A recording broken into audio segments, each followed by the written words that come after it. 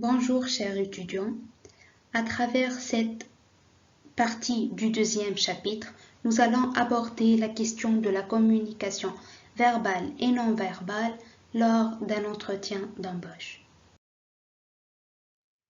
Comment préparer votre entretien d'embauche? Vous avez décroché un entretien et après la joie, généralement, il vient le stress. Pour ne pas paniquer, une seule solution, c'est de préparer votre entretien avec méthode. Il faut tout d'abord construire votre speech ou bien votre discours et vous entraîner. Donc, premièrement, prenez du temps pour préparer votre entretien. Deuxièmement, renseignez-vous sur l'entreprise qui recrute. Troisièmement, analysez votre CV. Quatrièmement, trouvez vos atouts pour le poste. Les atouts pour un poste sont directement liés à la personnalité. Ici, on parle de l'importance de la connaissance de soi. Et pour vous aider à analyser votre personnalité, nous allons consacrer tout un chapitre appelé Connaissance de soi, dans lequel nous allons utiliser l'outil d'analyse de personnalité appelé l'énéagramme. Il va vous aider à comprendre vos points forts et vos points faibles et comment dépasser vos points faibles et quelles sont vos motivations ou bien vos sources de motivation. Donc, quatrièmement, il faut regarder bien vos faiblesses et, comme j'ai déjà dit, de préparer finalement votre speech.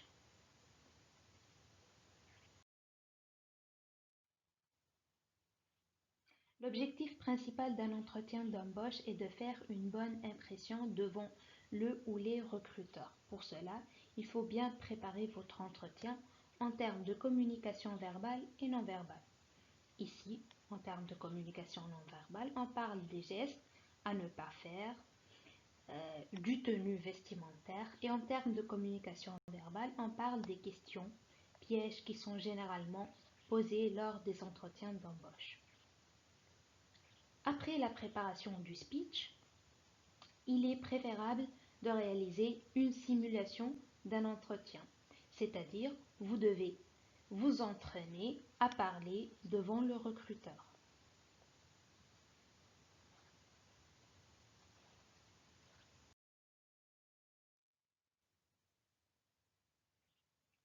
La communication non verbale est très importante lors de l'entretien d'embauche. Notre tenue vestimentaire est un reflet de notre personnalité. Le dress code fait partie de la communication non verbale. Elle diffuse plus que 90% du message que l'on veut faire passer dans l'échange. Donc cet élément clé du langage non verbal devrait être soigné au maximum. Pour cela, je vous conseille de porter des vêtements qui vous permettent d'être à l'aise. Pour les hommes, un pantalon, une chemise et une cravate, c'est le dress code idéal. Le costume cravate n'est pas forcément la tenue idéale. Pour les femmes, le grand conseil à donner, c'est d'éviter le décolleté et la jupe trop courte. En résumé, la tenue d'entretien d'embauche doit être professionnelle, décontractée et reflète votre personnalité. Lors d'un entretien d'embauche, certaines questions pièges posées par le recruteur ne sont pas innocentes et anodines. Et si elles permettent de mieux connaître le candidat, certaines interrogations sont aussi là pour piéger le candidat et pour le tester. Pour éviter d'être stressé et donner la bonne réponse, il faut une bonne préparation en amont. Pour vous aider à vous préparer pour un rendez-vous professionnel, j'ai listé les questions pièges qui apparaissent le plus souvent dans les entretiens d'embauche. À chaque question posée, vous devez préparer des exemples concrets de votre parcours professionnel ou de votre personnalité.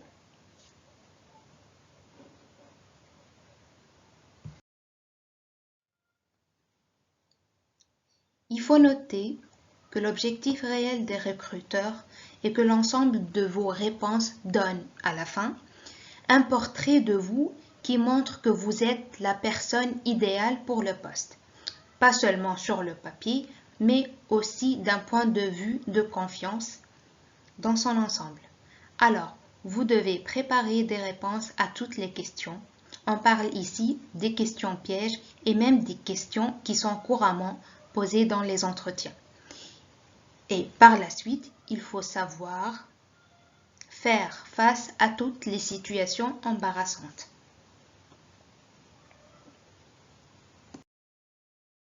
Commençons par la première question qui est: pouvez-vous vous présenter ou bien parlez-moi un peu de vous? Le recruteur cherche à vous connaître, à analyser la façon dont vous allez vous exprimer, c'est-à-dire la clarté de vos expressions et de vos idées, la concision et la qualité de l'information fournie, mais aussi à vous mettre à l'aise en vous laissant la parole de façon à vous mettre en valeur. C'est un préambule qui permet aussi d'en savoir plus sur la personnalité du candidat, c'est-à-dire s'il est bavard, réservé, si la personne a un esprit de synthèse ou le contraire, et si la personne est capable d'organiser ses idées, etc. Elle donne aussi une idée sur son état du moment, c'est-à-dire si le candidat est à l'aise ou non. Là, je vous conseille de citer les expériences et les atouts qui sont en rapport avec le poste ou bien l'emploi offert pour augmenter votre chance d'être accepté. Il faut éviter la piège de se perdre dans les détails de votre carrière ou bien de reciter votre CV. Donc, il faut rappeler juste les expériences ou bien les atouts, c'est-à-dire les qualités qui sont liées à l'offre d'emploi et qui vont conduire à vous recruter. Autre variante de cette question, c'est-à-dire les questions qui ont le même sens: comment vos amis ou vos collègues vous décriraient?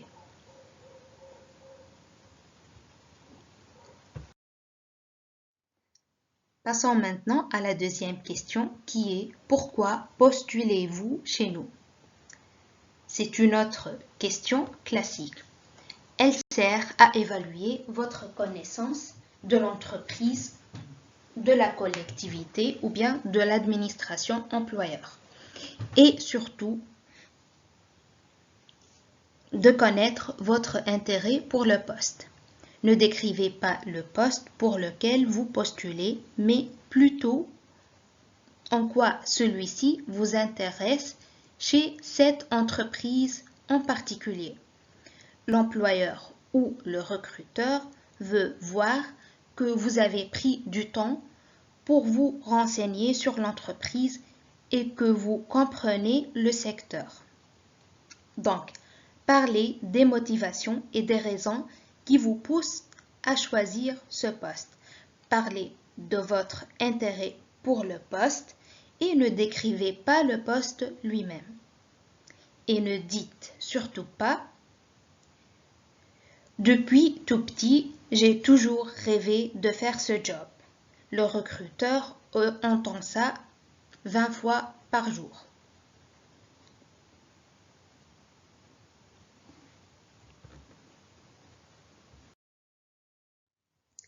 La troisième question est: où voyez-vous dans 5 ans?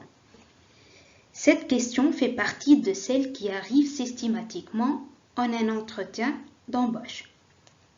En y répondant, il faut paraître ambitieux, mais pas trop. Donc, il faut être réaliste, mais en même temps, il ne faut pas être défaitiste.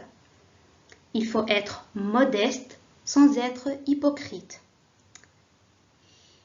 Bref, la bonne réponse à cette question peut être compliquée. Quoi que ce soit la réponse, il est important et le plus important, c'est de ne pas laisser penser qu'on va quitter l'entreprise en bout de quelques mois. À cette interrogation, ou bien à travers cette question, l'employeur évalue la capacité d'analyse et de réflexion du candidat, en espérant qu'il soit à la fois réfléchi et ambitieux. Donc, pour répondre efficacement à cette question, faites le lien entre vos expériences passées, le poste recherché et le contexte économique. Je vais vous donner un exemple. Donc, vous pouvez dire, vu l'amélioration des ventes en ligne et mon expérience dans le marketing digital ou bien la conception des sites de vente, je peux améliorer les ventes de l'entreprise en ligne. Donc, là, l'employeur veut savoir ce que vous pouvez apporter à l'entreprise à long terme.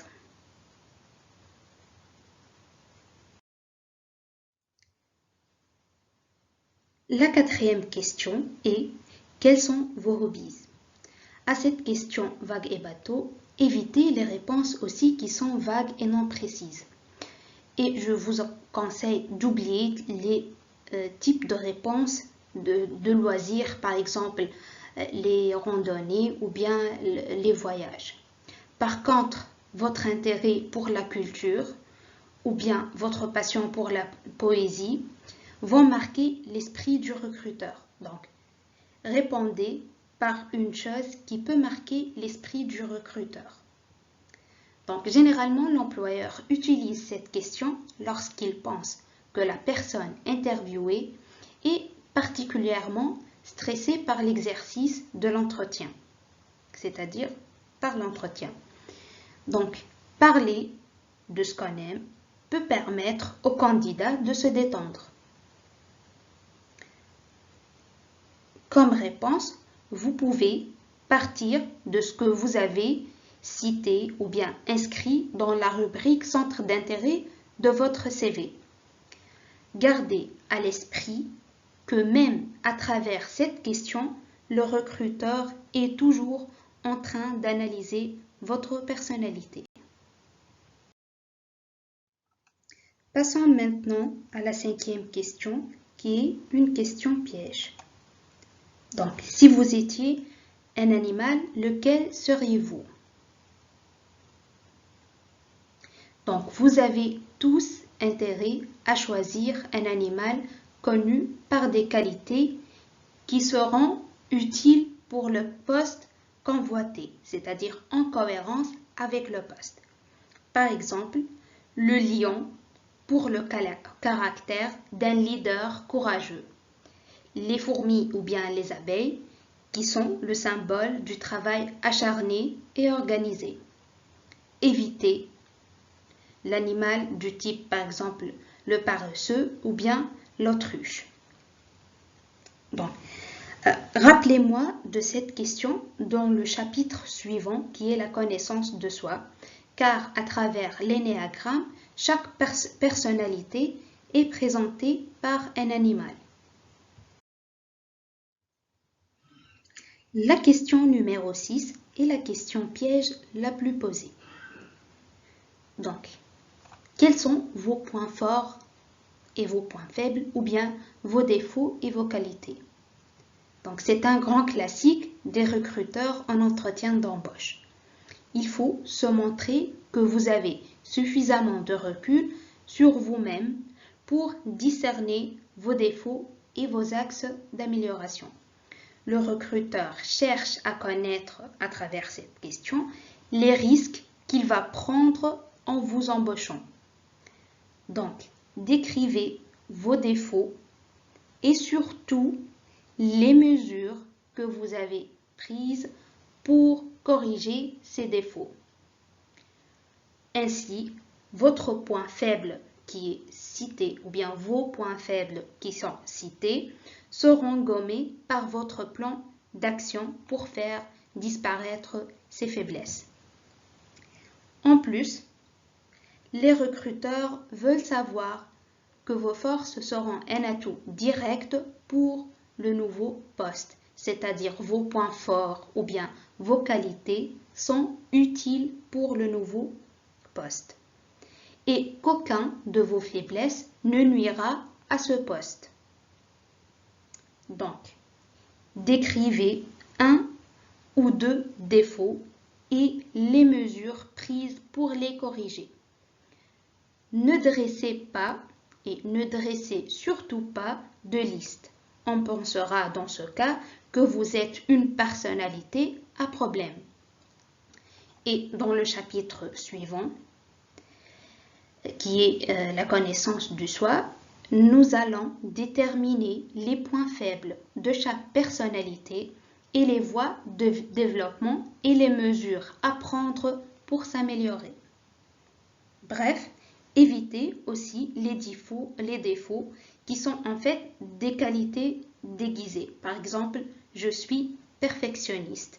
C'est une réponse non convaincante et trop entendue.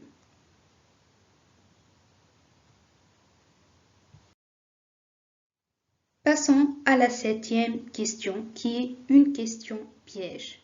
Donc, savez-vous dire non ou bien acceptez-vous facilement les ordres? C'est l'une des questions pièges des entretiens d'embauche par excellence. Et la plupart des candidats pensent qu'il vaut mieux se montrer totalement soumis à son supérieur hiérarchique, c'est-à-dire de se montrer comme une personne obéissante qui ne sait pas dire non. En réalité, la bonne réponse, ou bien il est bon de savoir dire non. Les personnes qui répondent toujours par oui sont perçues comme manquant de caractère, comme n'étant pas capables de prendre des décisions et de les assumer. Néanmoins, une fois que l'on reconnaît savoir dire non, c'est-à-dire une fois on connaît ou bien on sait dire non, il faut justifier cette réponse. C'est-à-dire lorsque vous répondez par oui, je sais dire non, il faut justifier afin que le recruteur ne vous considère pas comme quelqu'un d'insolent ou bien comme quelqu'un qui a un caractère rigide. Donc, le recruteur veut connaître votre pouvoir de prise de décision. Savez-vous exprimer votre décision même si les personnes ou bien la personne en face de vous ne va pas l'apprécier? Donnez des exemples professionnels, c'est-à-dire expliquer dans quelle situation et pourquoi vous pouvez dire non. C'est-à-dire, vous n'êtes pas une personne qui dit toujours non.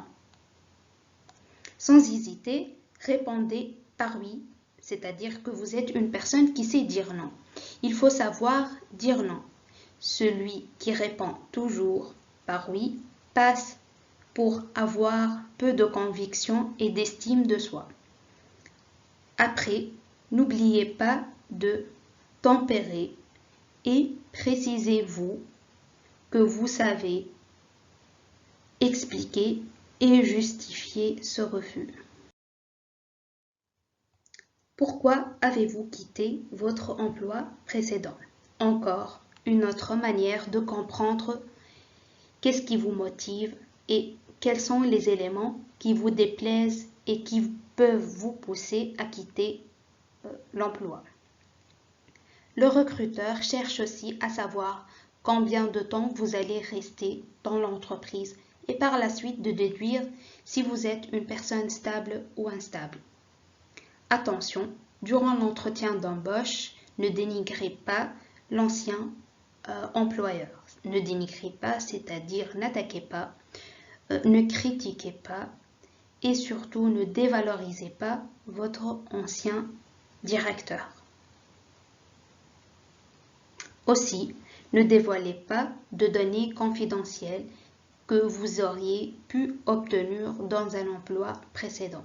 C'est-à-dire, ne dévoilez pas, ne donnez pas les secrets de votre travail précédent. Ces confidences sont peu appréciées car elles démontrent un manque de professionnalisme. c'est-à-dire si vous dévoilez les secrets de votre entreprise précédente, cela montre que vous n'êtes pas une personne digne de confiance. Donc, aussi, ne cachez pas la vérité.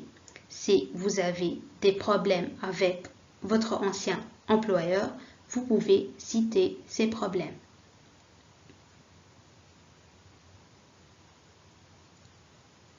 Vous pouvez aussi affirmer que votre ancienne administration ou bien votre ancienne entreprise ne vous offrait pas assez de possibilités d'évolution.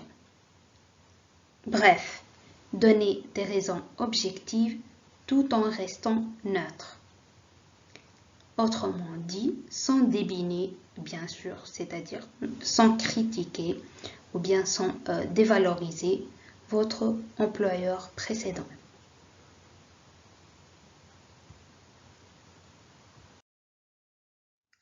La 9e et la dernière question. Donc, avez-vous des questions à me poser? À ce moment, tu crois que l'interview est terminée? Eh bien non. Cette dernière question permet d'évaluer ton intérêt pour le poste et pour l'entreprise. En fonction des questions posées au recruteur, celui-ci comprendra rapidement si tu as bien cerné les grandes valeurs de l'entreprise. Il analysera également ta motivation. Une motivation qui peut s'exprimer à travers les questions suivantes. Par exemple, dans combien de temps serais-je recontacté? Ou bien, y a-t-il d'autres étapes dans le processus de recrutement? Donc, le plus important, c'est d'avoir des questions à poser au recruteur. Celui-ci, c'est-à-dire si vous avez des questions à poser, ça montre que vous êtes motivé. C'est aussi le moment d'aborder la question de votre disponibilité, éventuellement d'évoquer d'autres rendez-vous avec l'employeur.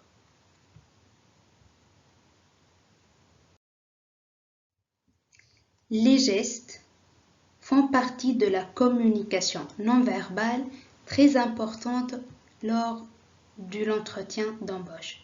Donc, lors de cet entretien, il y a des gestes qui peuvent nuire à l'image positive que vous souhaitez transmettre à votre interlocuteur.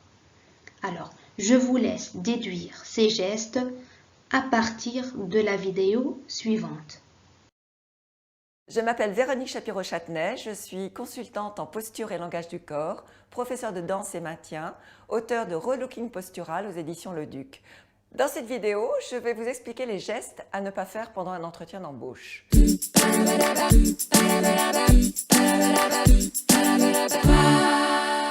Vous êtes au moment où votre interlocuteur vous a dit « asseyez-vous ». Donc vous êtes assis.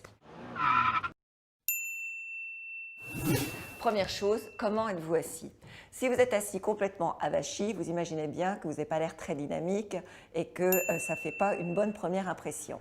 Donc très important de s'asseoir sur ses ischions, de se redresser. Si vous êtes en arrière, ça donne l'impression que vous vous éloignez de votre interlocuteur, que vous n'êtes pas dans le partage, que vous êtes dans une position de rejet. Si en plus vous vous asseyez un petit peu de travers, c'est encore rejet. Si vous vous dites « bon, il faut que je me redresse » et vous bombez le torse, là c'est too much, dominance, à ne pas faire non plus. Donc la seule chose à faire, c'est de se tenir droit, d'être prêt aussi dans un moment de partage, peut-être pas tout de suite, mais au moment où vous le sentirez, d'avoir le buste qui va vers votre interlocuteur, qui donne à penser que vous êtes d'accord avec ce qu'il dit et que vous allez vers lui.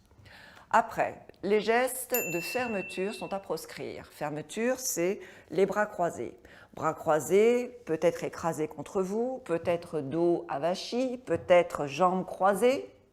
Donc là, vous voyez que ce n'est pas très porteur. Et si en plus, comme certaines femmes le font, vous faites des nœuds avec vos jambes en faisant un double croisement, ça veut dire que vous n'êtes vraiment pas sûr de vous, vous manquez d'assurance, que vous êtes en rejet, que vous n'êtes pas prêt à prendre le poste. Donc pas de geste de fermeture. Ça peut être aussi chez les hommes de mettre les jambes ici en retrait derrière, voire de croiser les chevilles, à ne pas faire. Troisième famille de gestes à ne pas faire, les gestes d'autocontact. Alors autocontact, ça peut être se frotter le menton, se caresser la joue, jouer avec ses cheveux, caresser ses cuisses, se frotter une main contre l'autre. En fait, tous ces gestes vont montrer que vous êtes très nerveux, que vous n'êtes pas bien dans votre corps, que vous n'assumez pas la situation et donc vous n'êtes pas au mieux de votre représentation. En résumé, en entretien d'embauche, ne vous tenez pas avachi, mais bien droit. Ne faites pas de gestes de fermeture, ne faites pas de gestes d'autocontact, ne faites pas de gestes de dérivation, pianoter, jouer avec un stylo. Faites des gestes hauts, donc pas de gestes bas. Et surtout, regardez votre interlocuteur dans les yeux. Et mon astuce, ce sera de vivre votre corps, de ne vous empêcher ni de croiser une jambe à un moment donné, du moment que vous n'y restez pas, ni de croiser les bras. Soyez naturel, vous pouvez hocher la tête vers votre interlocuteur et essayer de vous vendre au mieux de vous-même en restant vous-même. Vous pouvez me retrouver sur mon site relookingcorporel.com et sur d'autres vidéos de Minutes Faciles.